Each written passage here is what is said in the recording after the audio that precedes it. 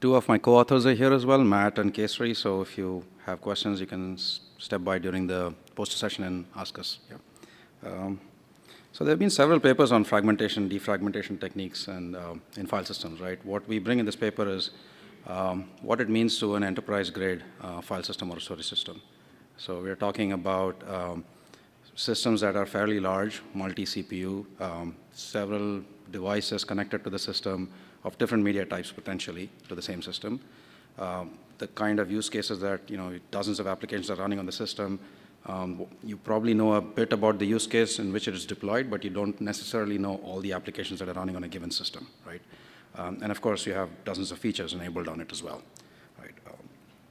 So very quickly, I think everybody must be familiar with this stuff. There are different kinds of fragmentation in a file system.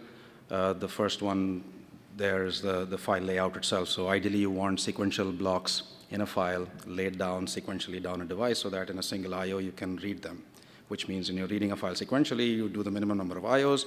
And most file systems or storage systems do something clever to predict what an application is going to read based on its current or previous read access patterns and prefetch blocks as well. So that hides the latency when you don't really have sequential layout, but you really can't hide the fact that you have to do many, many reads to satisfy the client, right?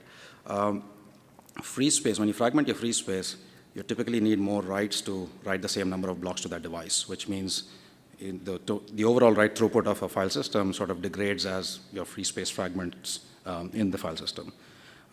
As of 2014 or 15 maybe, and WAFL started supporting Subblock addressing, which means it takes several fragments that are smaller than a block, sticks them together in a single block, which means now and that's obviously done for maximizing the utilization of our storage, right? And now you need to worry about intra-block fragmentation and how you would fix that as well, right? We'll briefly talk about, the paper also briefly touches on an object tier fragmentation, and we'll discuss that maybe if we have time in this talk as well. All right, so I'll sort of jump through some background stuff. All of this is mostly in papers that have been published in the last several years, so you should be able to find pretty much everything. So WAFL runs in the kernel space of our operating system called ONTAP, right?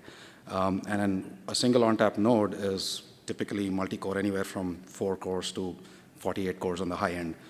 You're supporting several protocols in the front end, so you have NFS clients, SMB clients, a SCSI initiator that's all connected to the same file system potentially or the same box, and it's doing reads and writes and so on. A single node could be connected to multiple devices of different types, hard drives, SSDs, an object store, and so on. So a typical node, I mean, you deploy them in a cluster of nodes, and each node potentially could have hundreds of file systems. We call them flex walls. I'll talk about that in a little bit. So several volumes are exported, hundreds of terabytes connected to the same node, and many, many applications are running at the same time, right? And of course, the main reason why NetApp makes a ton of money is because our customers love our dozens of features that we implement, mostly in the file system, but around the file system as well, right? You have to remember that WAFL is a copy-on-write file system, which means we never, ever write any modified block back in the same place it was, right? So you're always writing to a new spot, which means as you modify your system over a period of time, you're likely to fragment it as well, yeah? And all forms of fragmentation that I talked about in the previous slide can occur. All right, so going a little further, around 2004, I think, approximately, we introduced a layering mechanism or a layering infrastructure inside an ONTAP node. And what we do is we allow the ability, so we create the ability to sort of provision several file systems using the same pool of storage and sort of make that possible, right? So there's several features that depend on it as well. So if you look at this picture here, you've got a bunch of storage sitting connected together as what we call an aggregate, right, a storage pool. And although this picture is a little misleading, we don't actually ship an aggregate that has all 3 types of media, but any 1 or 2 of those types of media can belong in one single aggregate, right? And then what you can do is you can create several flex walls, what we call flex walls or volumes or file systems, on that same storage pool and export them, right? And each client can connect to any of those file systems, one or more of those file systems if it wants to, right? Now, and the flex wall itself is a namespace, right? Files, directories, LUNs, and so on, right? Each file system, so each flex wall and each aggregate is actually a file system, a WAFL file system. What I mean by that is, if you looked inside it, you'd basically see a layout, a tree of blocks rooted at the super block. the leaves of the entire tree have the data blocks as well as some metadata blocks, right? So everything in WAFL is a file, including its metadata, right? And so if you walk up that tree, you'll see indirect blocks that point to the leaves, and further up you'll see the inodes themselves, and the inodes themselves are arranged in yet another file, which means the leaves of that file, we call it the inode file, surprise, surprise, and then you walk up further, you see the indirect blocks of the inode file, and finally the superblock. So every flex wall is arranged that way, every aggregate is also arranged that way, right? And the trick here is that each flex wall is effectively a set of blocks that are sitting as the leaves of a file in the aggregate. So each flex wall has its own container file. And so if you looked at the leaves of the container file, they are effectively a flex wall. Does that make sense? Right? By the way, there are papers out there that describe this in, in serious color, right? All right, so if you dug down a little deeper, as you can imagine, every file system needs a block number space, right? So you're talking about a tree of blocks. Every node in the tree has to be able to point to its children. The children might even point back to the parents, so you need some kind of a block number space. So the paper refers to these number spaces as, terrible names, of course. Engineers came up with them: physical volume block numbers and virtual volume block numbers. So PVBN and VVBN. But anyway, we'll call them V's and P's for the context of the talk, right? So the numbering space within the flex wall is the V, and the numbering space within the aggregate is a P. So if you look to the left, to your left, you see a poor graphic with three devices that are put together in an aggregate, and you have a numbering of every single block in that device, right? So if you give me a number P1, I know exactly where it is. And that's a mathematical mapping. It's not like you look up a table to find out where P1 is, so it's very, very fast, right? And then if you look at any file in the aggregate, for example, a container file, every single pointer in that file in the aggregate is effectively just P's, right? So they all point to some P in that storage pool, right? Now, if you step up a little further, you'll see the flex wall. The flex wall itself is just a bunch of V's, right? Every pointer is a V, right? So when you want to get to the physical block for a given flex wall block, you effectively index into the container file.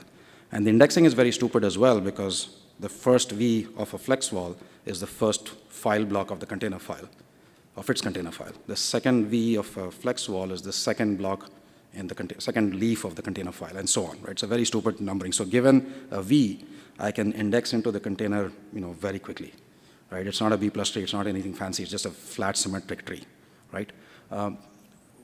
So when we first introduced this in 2004, we were shipping file systems with hard drives, right? So we clearly didn't want to pay the cost of, when you're walking down a tree in the flex wall, you don't want to go consult the container on every single one of those reads, right?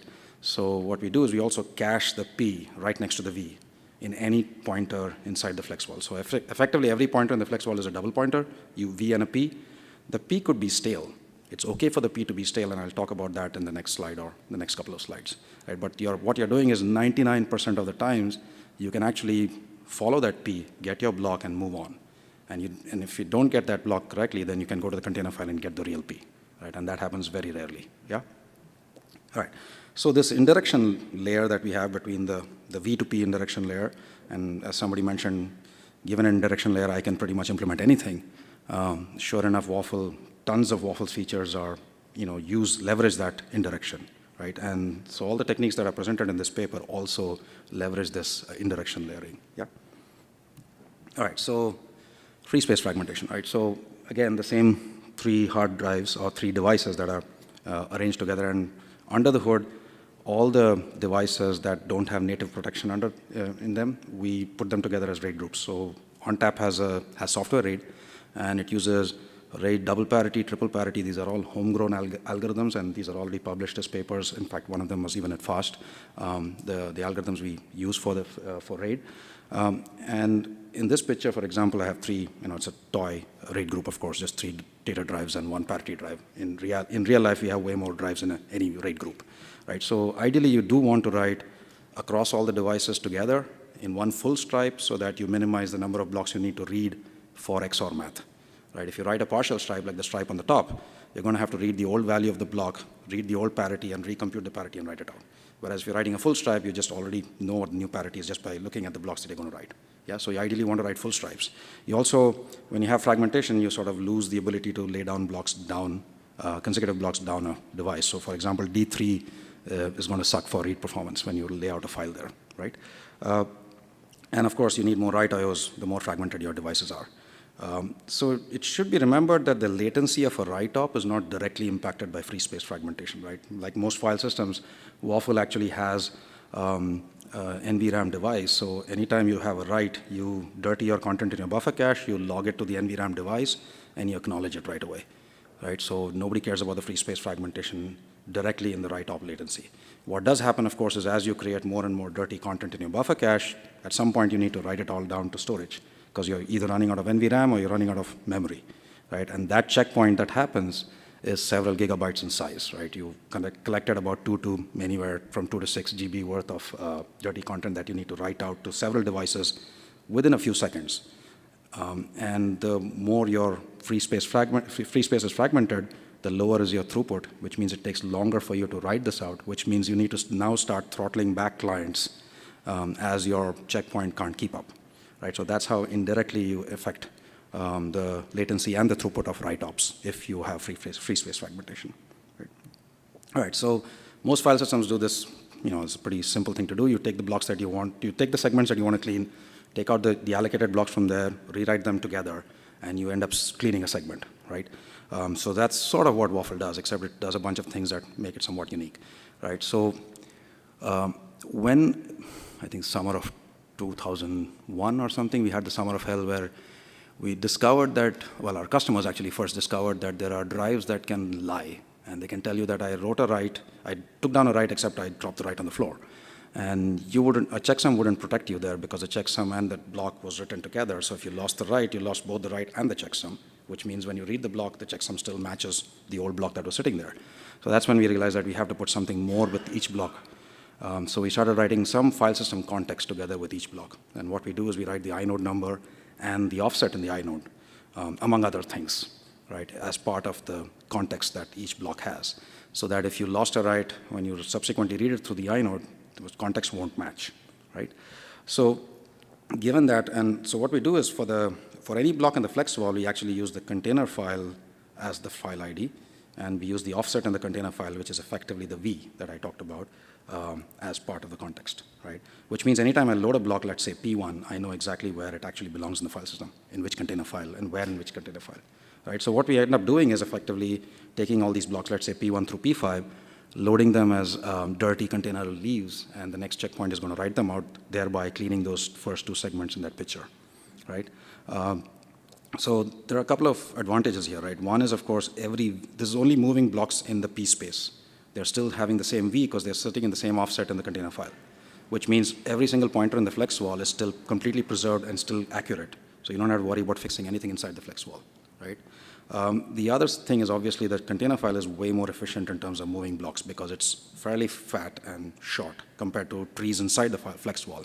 Because a level 4 container block can point to 256 terabytes worth of flex wall size, right? So you don't need to touch that many container file higher level blocks to move a few blocks in this aggregate, right? Now you have this cached P that could get stale, right? And so for example, let's say there's a data structure in the flex wall that points to P1, and it still points to P1 because we haven't fixed that up. And so eventually at some point after P1 has moved to P1 prime, somebody goes and reads that block. And when they read the block, they come in, and if P1 has not been overwritten by WAFL so far, it's actually a free block, but nobody's written to it yet, then the old value sitting there is still valid. And so it's perfectly fine to serve a read from P1 even though it's actually a free block, because the old content is still valid, the context is still correct, and everybody's happy. The moment WAFL writes over P1 at some point later on, subsequently, if you read through that cached P1, you will actually get a lost write error, at which point you can go to the container file and then find out that it's actually P1 prime, and then go and load P1 prime, and everybody's happy. At that point, you have the choice of fixing up that data structure inside the flex wall. And we choose to do that lazily depending on whether this read is going to happen again, or if it's an interesting block or not, right? So that gives us that extra flexibility. The other sort of important thing to do, remember, is that the way we do segment cleaning is we keep it right ahead of the block allocator in WAFL. What that means is that the block allocator actually picks the best segments to write to based on how free they are, which means the segment cleaner stays right ahead of it and says, before the block allocator can use it, I'm going to take a segment, find the last few blocks that are worth moving, move them, and then give it to the block allocator. So the advantage with just-in-time cleaning is that you get the maximum ROI, right? You move the fewest blocks to get the cleanest segments that you can get, yeah? All right, so a quick sort of dive through evaluation. So we, of course, there's a large section on this in the paper, but I'm going to sort of go through this really quickly. Depending on the kind of media type you have and the kind of box you're, running in, these the defragmentation techniques sort of are turned on differently, right? So on an all hard drive aggregate, we basically, tested it for like some 60+ days, right? Because that's how long it takes to actually give you results that you can trust. And we're talking about several drives in a given box, right? So to fragment that, it takes a while. And so over a 60-day period, we found out that without CSE, the op latency keeps increasing. And we also measure something called a write chain length, which is effectively the number of blocks that you can write down a device in one go, in one write I/O. We measure that, and that's an indication of how fragmented your free space is. And so the write chain lengths also drop, right, if you don't have CSE. But with CSE, you sort of start stabilizing after about 35 days or so. Around 2012, we started shipping SSDs and hard drives in the same aggregate. And back then, SSDs were 100 GB, it's hard to imagine, it's 100 GB, 200 GB SSDs, enterprise quality SSDs. And wear out was a fairly big concern back then, right? This is barely 7, 8 years ago, right? And so what we would do is we would have a few SSDs and a large number of hard drives inside one aggregate. And obviously, you'll take the hot data, put it in SSDs, and cold data in hard drives, and you play that game that anybody would. And then we found out that the hard drives, and if you ran the same experiment that we did, which is an OLTP workload on that same sized aggregate, you found out that the hard drives themselves stop getting fragmented after a certain point in time, because effectively the working hotspot stay in SSDs, and the SSDs get fragmented almost within a few hours, right, or within a day or two, right, badly fragmented. So what we had was just-in-time cleaning enabled for the SSD section. And that basically helps us with wear out. And we can talk about that. The paper sort of talks about why it helps with wear out. Yeah. About 3-4 years ago, we started shipping all flash, all SSD boxes, right? And there by then, of course, the amazing thing is, it's unbelievable that SSD sizes went from 100 GB to 16 terabytes in 7 years. And we're shipping 16 terabyte enterprise quality SSDs right now. And by this time frame, wear out was less of a problem, but these boxes, people have very high expectations. They're expensive to begin with, and there are several CPUs. And so people have very high expectations of what latency you get from them or what kind of consistent performance you get. So tail latencies become super important then, right? So in that sense, and you have plenty of disk I/O, given enough SSDs connected to this box. So what becomes a premium there is the CPU cycles that you have. So you want to spare as many CPU cycles for client operations in that world, right? And so when you sort of start studying CSE in that system, you find out that you actually don't want to enable it in every single case, because it does, in the worst case, it actually hurts your client latency op, right? Op latency, and even the throughput. All right, so in the interest of time, I'm going to skip past file layout, defragmentation, and sort of move on to Subblock, compaction and WAFL. So the obvious reason why you would actually put multiple fragments together in a single block is the tail end of every file, right? So if you have 1 million files in a data set and every file is really small, the last block of every file is unlikely to align itself to the block size of your file system. And so you can take all of those fragments and put them together. The other reason you might want to do it, and this is one of the main reasons why WAFL does it, is because WAFL has compression, which means that you take a set of contiguous consecutive file blocks in a file, and you compress them together into a few blocks, right? So you're not really talking about tail end of every single file. You're talking about the tail end of every single compression group, as we call it. And obviously, the compressed value from 8 blocks might not align to a 4K boundary. So you've got a whole bunch of fragments now that you can put together and get a more efficient use of your storage, right? So that's the main reason we do compaction. And this also was introduced around 2015 timeframe with all flash boxes. So what we do is we compact it as leaves of the container file, right? So here you have 3 blocks inside 2 random files in a flex wall, V1, V2, and V3, but they all point to the same P. So in the container file, for example, if you index into those 3 Vs, you'll still find P1. But if you look inside P1, you see a nice table which tells you that, if you came in looking for V1, here's where it is, V2 is here's where, and so on, right? You have a separate ref count for all the Ps, and the ref count tells you here's the number of pointers to that P, right? So there's 2 obvious advantages. One is that there is no chunk size or fragment size or anything, right? Basically, I can take together, I can put together fragments of any size into a single 4K block. And then I can do clever things like say, well, if these are hot blocks, I'll put them together. Cold blocks, I'll put them together because chances are I'll fragment them sooner, right? I can play all these kind of clever games. The other thing is that the overhead, metadata overhead for compaction is directly proportional. I mean, basically all the metadata is sitting inside the compacted block. So it's directly proportional to how much savings I got, which is also wonderful, right? All right, so recompaction sort of works pretty simply, right? It's actually not super efficient, and the performance numbers show us that.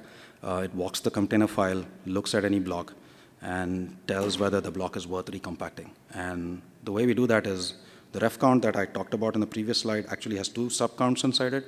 One is the initial count, which the number of fragments that are sitting in a block, and then there's a separate count that tracks the current number of fragments that are still valid. So if that number if there's a big difference between those two numbers, you know that this block is worth recompacting. And the recompaction is pretty straightforward. You sort of load every single fragment as container leaves, much like segment cleaning, and then the next checkpoint would write them out together as another compacted block, compacted in a different way this time, right? At this point, and so again, the stale peas that are sitting around can still be fixed the same way as in the previous thing that we talked about. We still have some future work to do in terms of improving how intrusive this form of recompaction is to the system, especially for all SSD boxes. So we have some work to do there as well. All right, so we didn't talk about a fourth form of fragmentation. I'm going to spend like a couple of minutes on it, or 1 minute on it, which is we do have the ability to also include an object tier as part of an aggregate. So you can have SSDs and let's say an S3 bucket in Amazon, which could be on-prem or it could be remote on a hyperscaler in the cloud as well, right? So they could all behave as so a WAFL file system could straddle that, local on-prem SSDs and a bucket that is somewhere else, right?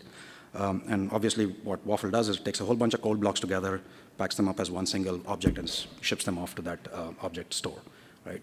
And obviously over a period of time, those objects can get fragmented, which means what WAFL does is it pulls them in as, again, container leaves and re-puts them as another object and sends it out.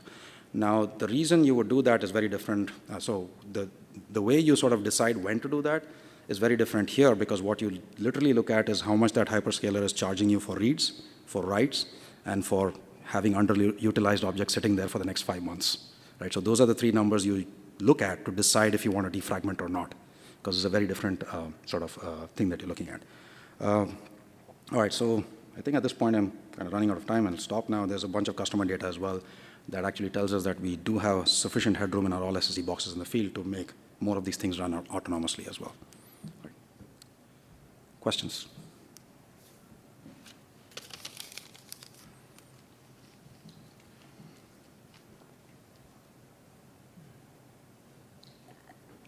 Well, until someone else comes up with some questions, I guess it seems then that there's very much a qualitative difference in what you achieve with the defragmentation across the three. So can you sort of, how would you compare that, and how would you state that in a few words, for people like me who didn't quite catch it the first time through?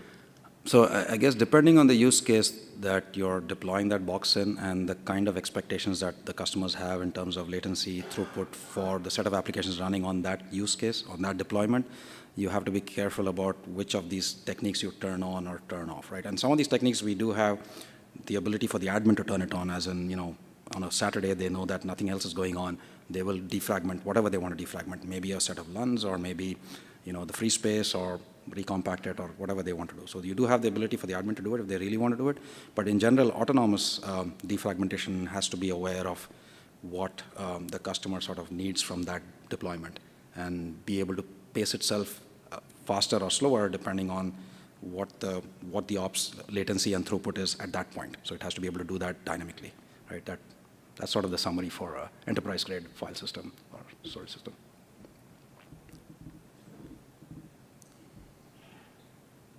Questions? Actually, which reminds me of one other, is any comments on how this interacts with degraded mode and error recovery, or is that something you can't really talk about? Sure. Well, so we don't necessarily prevent any of these schemes from running while, let's say, a RAID group is degraded, and because we have double parity, triple parity, so let's say a disk goes down, we are reconstructing that disk. What we do have is sometimes we prevent the block allocator from writing to a disk which is still reconstructing, so we want to reduce the load on that disk. But in general, we don't prevent any of these defragmentation techniques to sort of not run when I'm also, but they might get paced down a bit because your overall throughput of the system goes down during that time as well. Right. Okay, let's thank the speaker. Cool. Thank you.